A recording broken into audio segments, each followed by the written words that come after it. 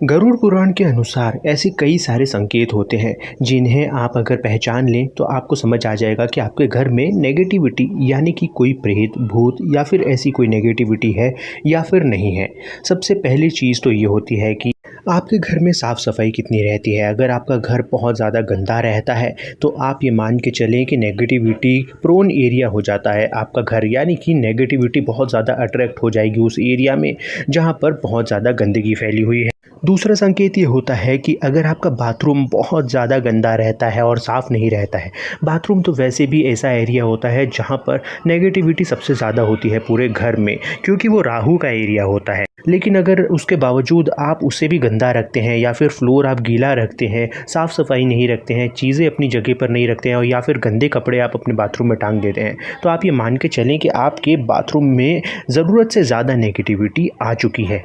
तीसरा संकेत ये होता है कि अगर आप अपने घर में रात को झूठे बर्तन ऐसे ही छोड़कर सो जाते हैं कि सुबह आकर मेड उसे साफ़ कर देगी, तो आप ये बहुत बड़ी गलती कर रहे हैं, क्योंकि रात को रखे हुए झूठे बर्तन सबसे बड़ा एक ऐसा पॉइंट होता है जहां पर पूरी की पूरी नेगेटिविटी आकर अट्रैक्ट हो जाती है। क्योंकि रात के समय पर नेगेटिविटी यानी कि प्रेत भूत बाधा सब लोग बहुत ज़्यादा एक्टिव होते हैं और उनके लिए सबसे पसंदीदा चीज़ होती है झूठा खाना। अगर आपने झूठे खाने के झूठे बर्तन आकर आपने वहाँ पर रखे रहने दिए तो आपके घर में नेगेटिविटी बहुत ज़्यादा हद तक बढ़ने के चांसेस बढ़ जाएंगे। चौथा संकेत भी इसी से कनेक्टेड है, यानी कि अगर आप बासी खाना बासी भोजन अगर आप बचा कर रखते हैं और अगले दिन या फिर उसके अगले दिन आप खाते हैं बाद में, तो ये चीज़ बहुत अच्छी चीज़ नहीं होती है। आपको जितना हो सके, जितना आप उपयोग कर सके उतना ही एक बार में बनाएं और पूरा ख़त्म कर कर आप रात को सो जाएं, क्योंकि अगर आप बासी भोजन रखेंगे तो वो नेगेटिविटी ज़रूर अट्रैक्ट करेगा।